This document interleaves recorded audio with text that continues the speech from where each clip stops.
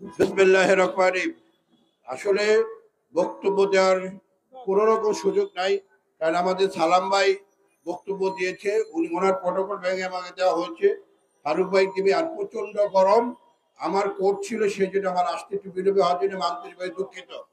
সংগ্রামী নেতৃবৃন্দ, আজকে নবীন দল আয়োজিত আজকের এই ভারতের পণ্য বর্জনের জন্য যে আমাদের কর্মসূচি, আমাদের এই প্রতিবাদ সমাবেশ, এই সমাবেশের সম্মানিত সভাপতি হুমায়ুন তালুকদার উপস্থিত আছেন, আমাদের চেয়ারপারসনের উপদেষ্টা কাউন্সিলের সদস্য, বিরোধী দলীয় সাবেক চিফ হুইপ, নোয়াখালীর কৃতি সন্তান জয়নাল আবেদিন ফারুক, এবং আমাদের বিএনপির সাংগঠনিক সম্পাদক এবং বারবার কারা নির্যাতিত নেতা, এবং যে নাকি 24 ঘন্টার মধ্যে 17-18 ঘন্টা পরিশ্রম করে সংগঠনকে করার জন্য, সে আমাদের প্রিয় নেতা অ্যাডভোকেট আব্দুল সালাম আজাদ সহ আমাদের অর্পণা রায় সহ অসংখ্য নেতৃবৃন্দ উপস্থিত আছেন।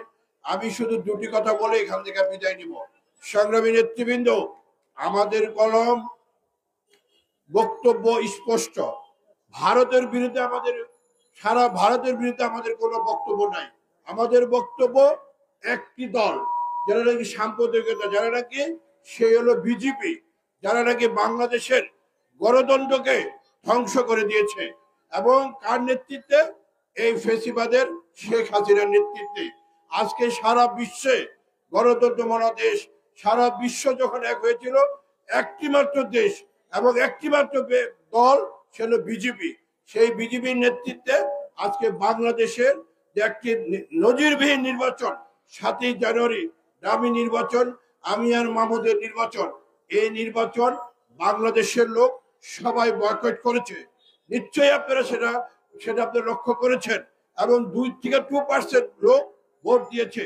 অনেকেই বলে বিএনপির আন্দোলন, আরে বিএনপির আন্দোলনের সফলতা সেখানেই যে আমরা জনগণ প্রত্যাখ্যান করেছে এই আওয়ামী লীগ ফেসিবাদের যে অন্যায় অবিচার সবকিছু।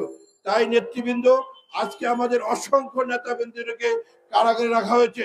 হাবিবুর নবী সোহেল, মীর নওয়াজ আলী, আমাদের সাইফুল আলম নীরব, আব্দুল কাদের ভুঁইয়া জুয়েল, হাবিবুর রশিদ হাবিব সহ অসংখ্য, মুসাব্বির সহ আমাদের অসংখ্য নেতৃবৃন্দরে কারাগারে কেন?